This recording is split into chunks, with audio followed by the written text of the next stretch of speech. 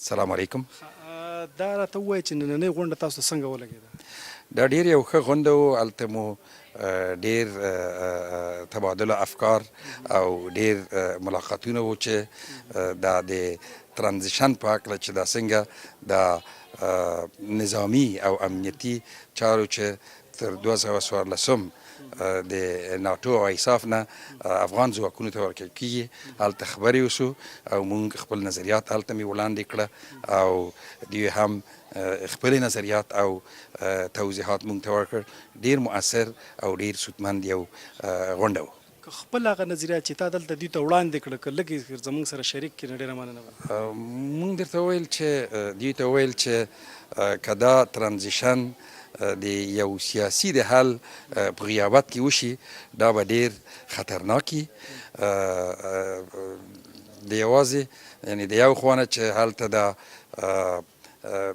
نظامی او امنیتي انتقال صورت نیسي، باید یو سیاسي پروسه چې هلته بیا افغانستان د ده توان ولري او هلته یو د خلکو د استازي نماینده د هغې پروسس پر مبنا منځته راشي تر څو چې هغه ایجاد نشي. موږ دوی ته وویل او دا نظامی او امنیتي انتقال به ډیر یو خطرناک عمل وي.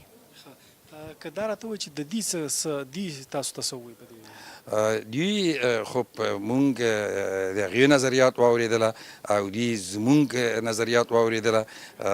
داسې مونږ کوم تصمیم په دا هکله د هغه دپاره مونږ راغلی نه و، دلته نیول شوی نه دی، خو لیکن دا نظریات یو بل سره مونږ تبادله وکړه.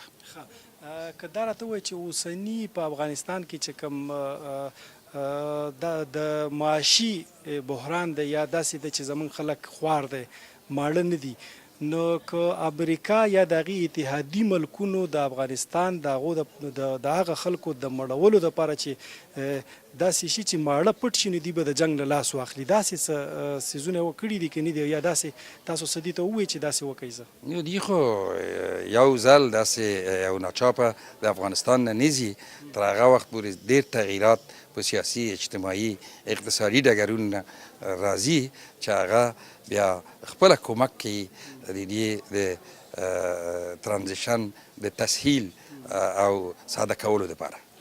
ډېره مننه. قدرمنو لیدونکو، د نننۍ ورځې خپرونه شمشاد په اروپا کې بس همدمره وه چې ستاسو په درانه حضور کې مو د ناټو د عمومي مرکز برسل نه چمتو کړې وه چې زموږ د هیوادوالو یوه لنډه غوندې ناسته وه. په دې هیله چې ستاسو د خوښۍ او ستاسو د پام وړ ګرځېدلي، تر څو چې بیا زه شیرزاده ساجد ستاسو په درانه حضور کې حاضرېږم. تر هغې په لوی او بخونکي خدای سپارم. الله مو مل شه.